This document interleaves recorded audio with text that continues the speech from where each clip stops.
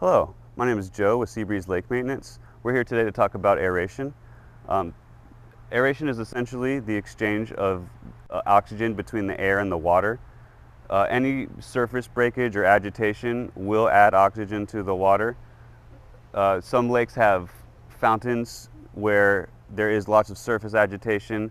This does add oxygen to the water. However, things like fountains only provide a minimal aeration in a localized area around the fountain. Some better techniques for aeration are the bubblers like in the lake behind me. Dissolved oxygen is an important factor. It's typically measured in milligrams per liter or parts per million. A lake like this one, in typical Florida conditions, should have a normal dissolved oxygen content of around 7 to 9 parts per million. Cold or in clear water can have, in a healthy ecosystem, can have about 12 to 15 parts per million, whereas an unhealthy water body that might be polluted or have extra nutrients can be as low as 0. Temperature is a big factor that is relevant for a lot of different reasons. Higher temperatures can lessen the ability of the water to hold dissolved oxygen, but can increase photosynthesis within the algae in the lake, which has inverse effects. Highly productive systems with lots of photosynthesis taking place can raise the dissolved oxygen in levels.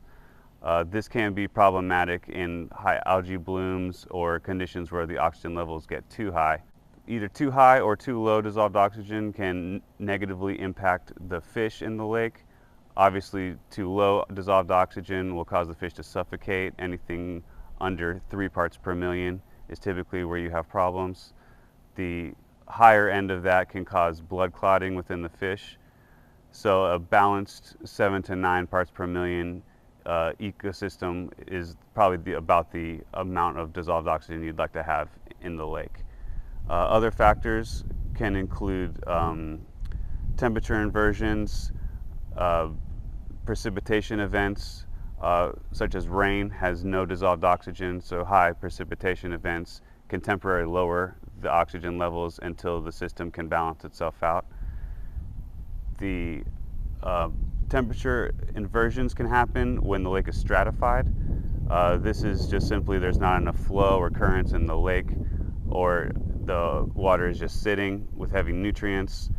The denser water on the bottom will not be as productive and therefore have lower dissolved oxygen content, while the more productive, shallower water will have a higher oxygen content. This can be problematic when the lake has a temperature inversion. The water will flip, the dense water will come to the top. For reasons such as cooling on the top, you create an inversion factor. This can confuse the fish. They don't know where to go to get the amount of oxygen they need, often leading in suffocation and fish kills.